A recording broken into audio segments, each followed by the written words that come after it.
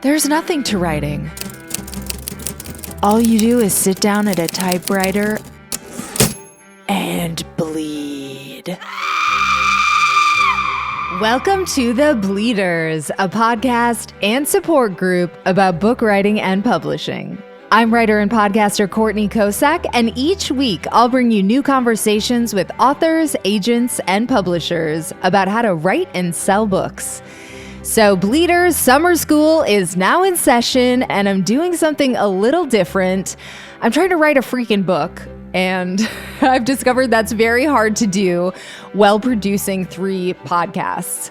So I had already batched a bunch of interviews for you guys. I was very excited to release them, and that's what I'm going to do. I did it all in advance. It's all ready for you. So, long story short, this is how it's going to go down. I am going to serve you up a mini-sode every Monday. Okay, let's call it a flash podcast in literary terms. And it's going to offer a delicious sample or a key lesson from the full conversation. It's going to be shorter, okay? And then the full interview is over on the newly launched YouTube channel for The Bleeders, which is really cute. It's really fun to watch everybody. So I think you'll enjoy that. And yes, I am going on 40 and I am launching a YouTube channel. There's no shame in my game. The handle on YouTube is @Bleeders Podcast. You have to use the @ sign.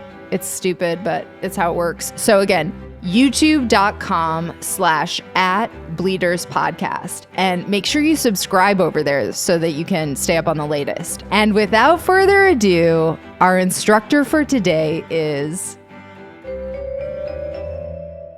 My name is Frances Badalamenti. I am the author of I Don't Blame You and Salad Days, both novels.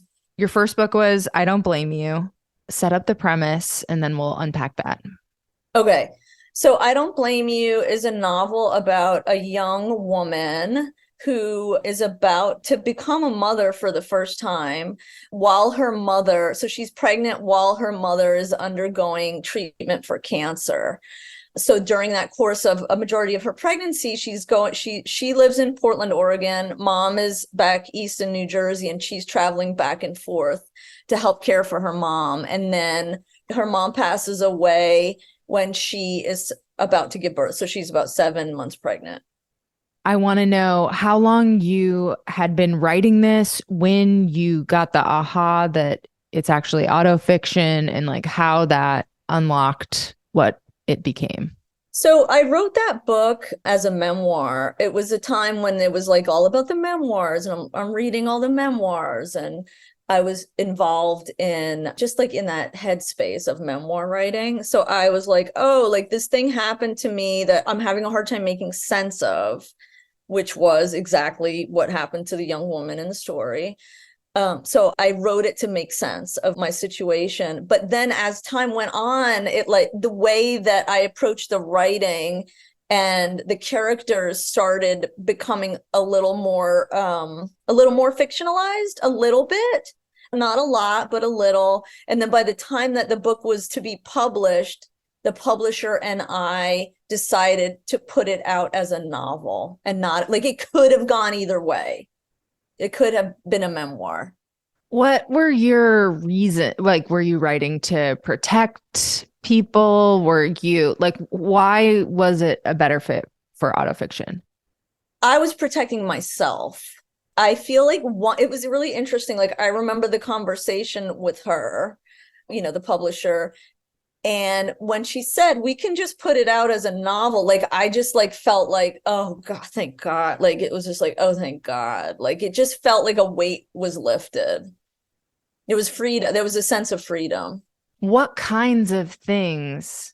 I mean, you don't have to get to, it can even be an example, not from the book, but like, what kinds of things are you changing? How close? I'm just very curious as a autofiction curious writer, like how far do you deviate and how do you make those choices for yourself? So with that particular book, I would say that it was more about the characters. Like, so, there were some composite characters, information and details about the characters were blurred or fabricated. Mm-hmm.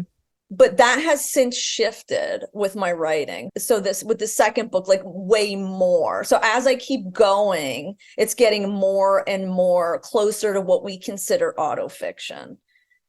So let's say that I Don't Blame You would really be considered an autobiographical novel. Uh-huh.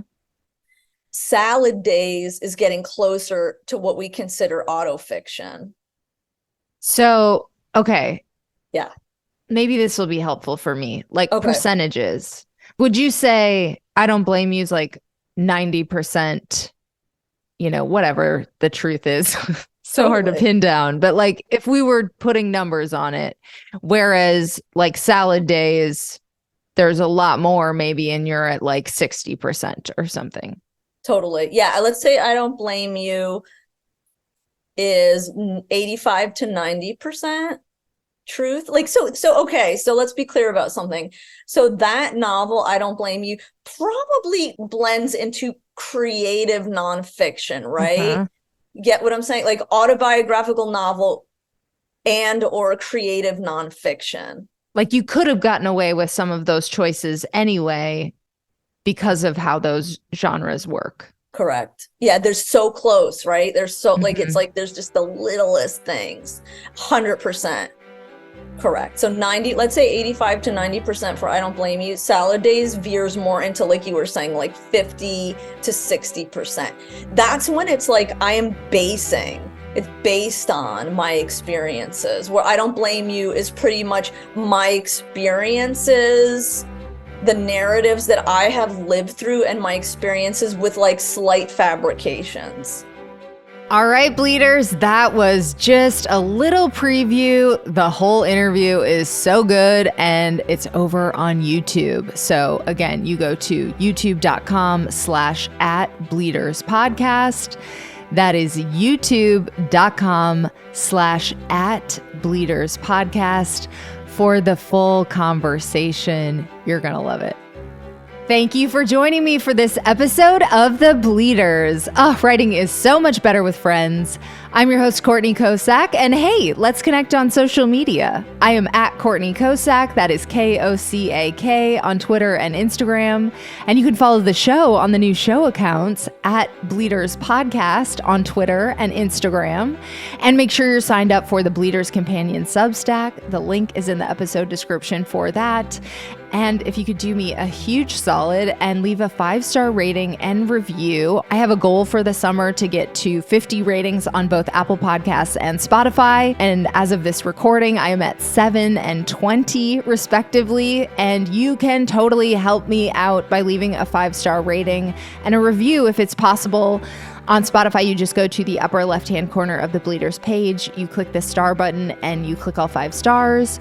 And it really helps elevate the level of guests that we can get. So I'm hoping in the fall we can just like next level of guest booking. And I feel like we've already had such amazing people on the show. So please leave a rating and review. I would be eternally grateful. And join me again next week for another all-new episode. In the meantime, happy bleeding!